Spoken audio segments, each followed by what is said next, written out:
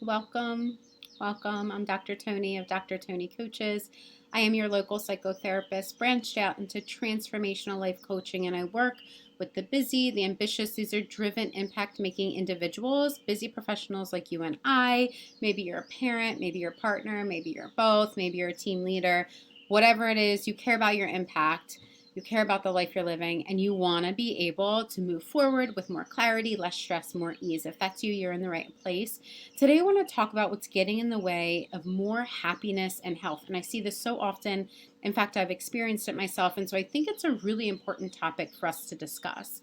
Now, we truly are at a place in history where there's more variety in opportunities and even diversity than ever before. Yet, so many of us are stressed out. So much of the world is incredibly stressed out. Now, listen.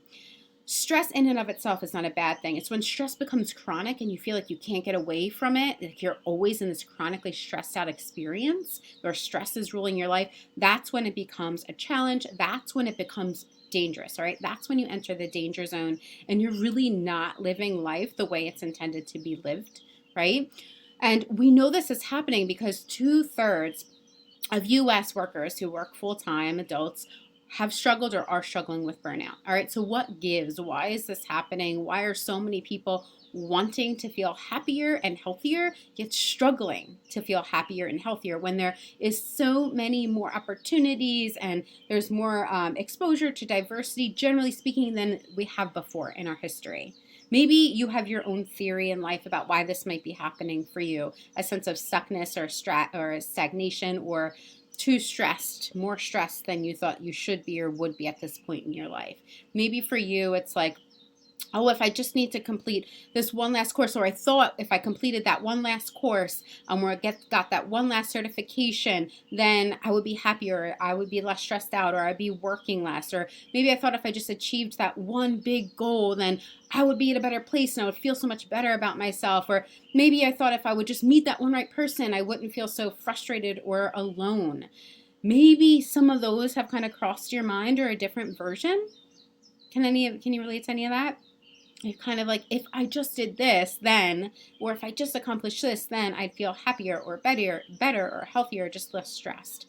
But that's actually not the real problem. That thing, that insert X here type thing, that's what we have kind of convinced ourselves is the real problem, or what we're told is the real problem, or what we look at others' lives and we're like, oh, they look happy and they have this, so this must be what's missing from my life. This must be the real problem. That actually is not the real problem. And I'm going to offer myself as an example for this. I used to struggle with weight. More specifically, I really struggled with my body image. I was dieting by the age of 10. Age of 10, I was already dieting, trying all these different diets, different teas, just different foods, like all of these different things, trying to restrict myself because I was overweight. I was an overweight child and I felt completely out of place and I felt unattractive, so on and so forth. And by high school, I had become bulimic. Now, of course, no one knew. I was really good at hiding it. But that was what was happening because I wanted to weigh a certain amount. I thought that if I weighed a certain amount, then, this particular number that I had in my head, then I would feel better. I would feel happier. I would be better. I would be a more acceptable person. I had this number in my head, and I did strive to hit it. But no matter how hard I tried, even though I had, over the course of middle school, I did lose weight, and I became a more acceptable weight, and got my body in a more fit place, I never hit that number, no matter how hard I tried. I thought that if I hit that number, like it would be the switch, and life would just be magically different and better. Like I would just be this smoother, like cooler, happier, more accepted person. It was as if I believed that hitting that number would flick a switch and my life would be drastically different. And I know it sounds maybe crazy, maybe sounds insane to some people, but at the same time, I bet you could find a place in your life where you've told yourself this too. If I just do this or accomplish this or achieve this, then it's like a magic light switch has gone off and everything is going to shift. Everything is going to be different. It'll be different. It'll be better. I'll feel better, right? We've told ourselves these things before, but really underneath all of those thoughts that I had about my weight, my body image, What I really, really wanted, what I truly wanted, but didn't realize that I wanted, was just to feel better about being me.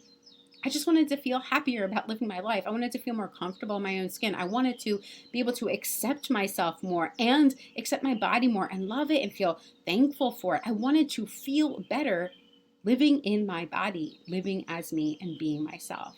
Now, I was bulimic off and on for many years, and it wasn't until I got pregnant with my first child that I stopped. I had always wanted to become a mom, and so being her mom really for me superseded my fears of not being the right weight or hitting that magical number. Now listen, it did take me some time, but what happened was I began to realize that my perspective about my body was shifting. My perspective about my body was shifting. Okay, how I was thinking about it, how I was feeling about it. I grew more and more grateful of what my body had done for me, and it allowed me to become a mom. I mean, my body allowed me to become a mom. It helped me to feed my daughter. It grew and sustained life within it. It stood sturdy for me as I cared for this beautiful life that I created. Now, sure, I did experience a lot of pain in my body, but at the same time, without it, I'd never have experienced the pleasures that I've been able to experience in my body either. And so what I did was I started to associate my body with more positive experiences in my life. And as I shifted my thoughts about my body, I also shifted how I felt about my body. And as a result, I shifted how I treated my body. All this shifted how I viewed my body. And lo and behold, without hitting a specific number on the scale, I learned how to love and accept my body. I grew into a relationship with my body that allowed me to shift how I feel about it, how I think about it, how I view it, how I treat it. And my body is healthier, even though I didn't hit that number. Because that number isn't what was going to bring me happiness like I thought it would be. It's not what was going to bring me acceptance like I thought it would be. What I learned was that it wasn't the number on the scale. That was what I really deeply wanted. What I really wanted was to feel different about me and my body. I wanted to shift my relationship with my body to feel more supportive and grateful and positive. And so maybe the thing that you think needs to happen in your life in order for you to experience more ease or happiness or clarity or just feel better in life, maybe it's not your body, okay? Maybe you think you need or you want that promotion. More money would help you buy more of what you want, or perhaps allow you to go on more vacations. And if all that happened, maybe you believe that you'd feel less stressed and more happy in life. Or maybe for you, you think it's that you need or you want a new job. That new job, if I just get that next job, that new job, that ultimate job, if only that happened, then maybe you think that you'd feel more accomplished. You'd be able to make more money. Would you then feel like you could spend more quality time with maybe your loved ones? You could finally justify doing that? Or maybe you need or you want that ideal partner. Maybe that's one. If only you had the partner who checked off all those boxes, who really cared, who was really there. Do you believe that maybe if you had that, you would feel more loved and accepted, less alone, and overall happier in life? If you could just do that, have that. I'd like to ask you, how many times have you convinced yourself that if only this one thing, this X, this insert whatever it is here, if you finally were able to do or be or have that thing, that suddenly life would be different, better, happier, healthier. It would fix it all. It would resolve all of the stress, or at least the most of it. Maybe when you graduated, you thought that, or when you got the job, or when I go on that date, or when I hire that person, or when I get hired by that person, or when I hit that week goal, or when I complete that certification or that course, or when I get that salary.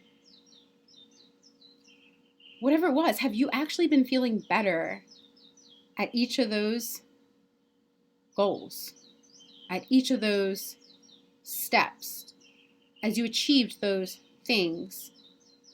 Did you really feel better? Do you continue to feel better? Did it bring you more clarity?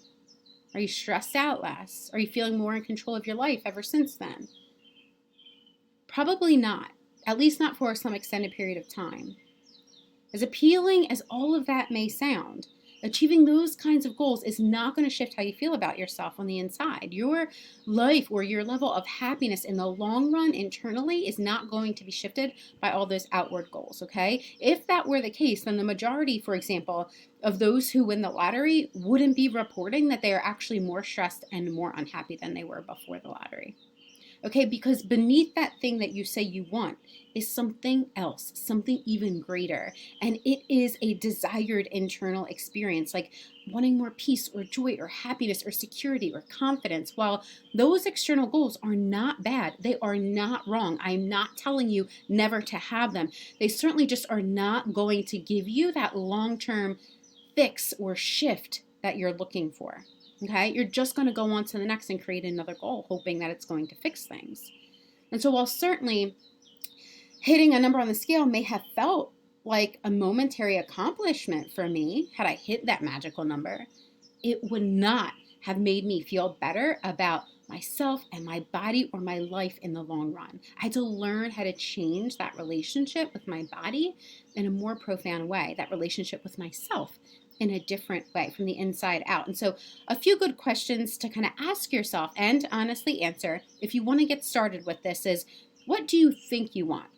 Is it the promotion, the job, the certification, the new business, the hiring this person, whatever it is? Is it a number on the scale? Whatever it is. Maybe it's the better relationship. What is it that you think you want? Okay. And then once you have some clarity around that, write that down. Ask yourself, how do you think it'll make you feel?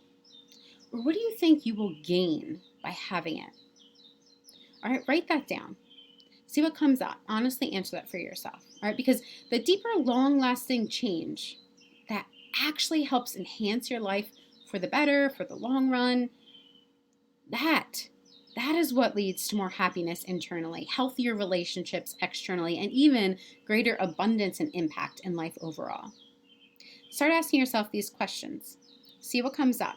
And if you know that you want more support, you know it's your time to finally embrace the transformation that allows you to enhance your life more, to get more out of life, to get unstuck, to gain the clarity so you can move forward with more of that confidence, more of that idea of what direction you actually want to be going into with effectiveness. But you're feeling maybe a bit worried about reaching out or where to start. That's okay. That's normal. It's all right to feel that way, to feel that a bit apprehensive. You can just reach out to me. I'll put the link below. You can schedule a free chat with me, all right? We'll do a free consult, 30 minutes. I'll ask you questions. You can ask me questions, no strings attached. If it's a good fit, I will let you know what my recommendations are for you. All right, so thank you so much for joining me today. I truly appreciate your time. I know time is precious and it is finite while we are here on this earth. So thank you for choosing to spend your time with me, and I cannot wait to virtually connect with you again. Until next time.